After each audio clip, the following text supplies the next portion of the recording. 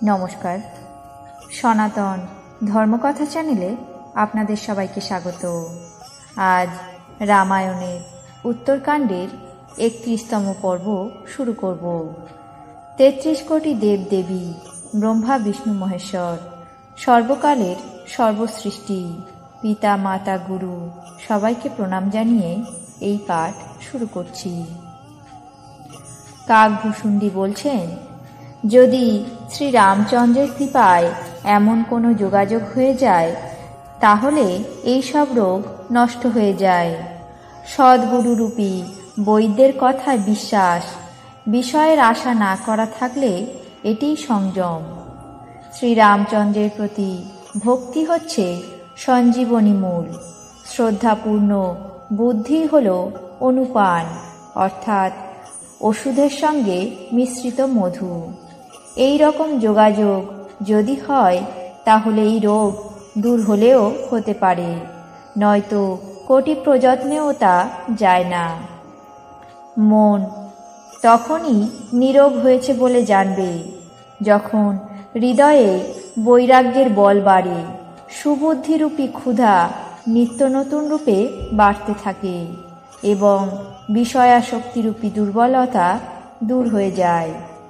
এই রকম সব রোগ থেকে মুক্তি পেয়ে মানুষ যখন নির্মল জ্ঞানরূপী জলে স্নান করে তখন তার হৃদয়ে রাম ভক্তিরূপ শান্তি ছেয়ে যায়। মহাদেব, ব্রহ্মা, শুকদেব, সনকাদি আর নারদাদি ব্রহ্মবিচারে পরম নিপুণ যেসব মুনি আছেন, হে পক্ষীরাজ, তাদের সকলের মতই হল এই যে শ্রীরামচরণ কমলে ভক্তি করা চাই। শ্রুতি, পুরাণ আর সমস্ত গ্রন্থই একথা বলে যে শ্রীরামচন্দ্রের ভক্তি ছাড়া সুখ নেই।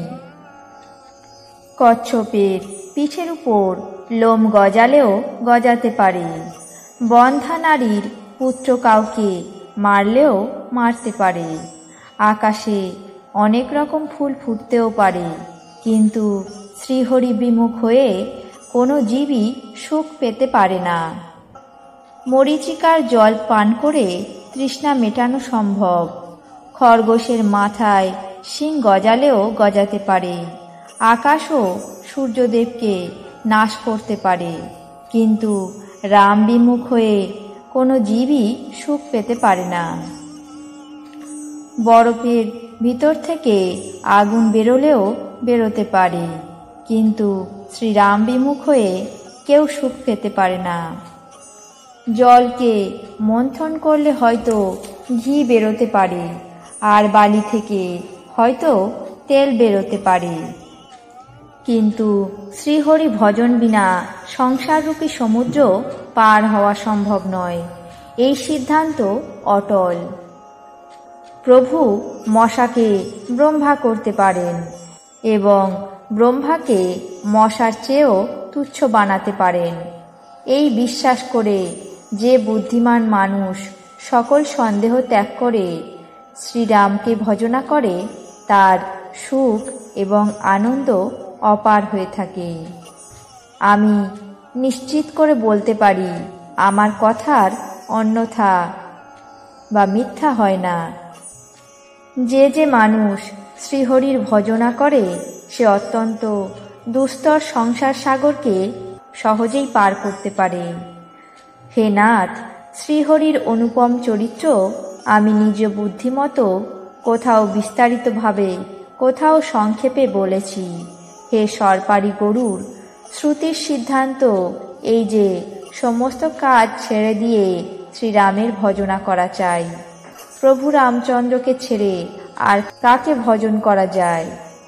যার আমার মতো মূর্খের উপরেও স্নেহ রয়েছে।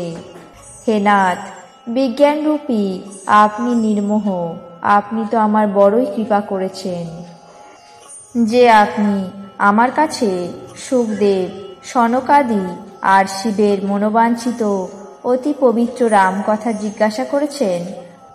সংসারে তা এক দণ্ডকাল অথবা নিমেষকালের জন্য একটিবারেও সৎসঙ্গ দুর্লভ হয়।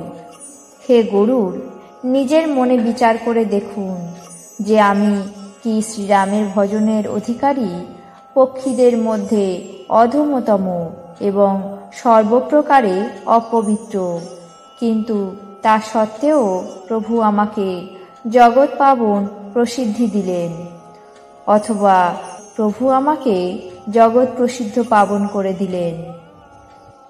যদিও আমি সর্বরকমে হীন অর্থাৎ নীচ, তবুও আমি আজ ধন্য, অত্যন্ত ধন্য যে শ্রীরাম আমাকে তার নিজ জন চিন্তা করে সন্ত সমাগম দিয়েছেন, অর্থাৎ আপনার সঙ্গে আমার সাক্ষাৎ করিয়েছেন।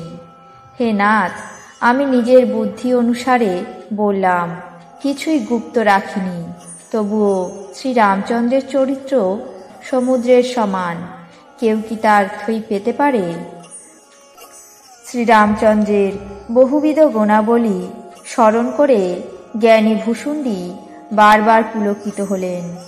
যার মহিমা বেদ নেতি নেতি বলে গান করেছেন, যার বল, প্রতাপ আর প্রভুত্ব সামর্থ্য অতুলনীয়, যে রঘুনাথের চরণ শিব ব্রহ্মা দ্বারা পূজিত হয়, তার আমার উপর কৃপা হওয়া, তার পরম কোমলতা, কারোর এইরকম স্বভাব কখনো শুনি না বা দেখি না। অতএব হে পক্ষীরাজ গরুড়, শ্রীরামচন্দ্রের তুল্য আমি আর কাকে বলবো?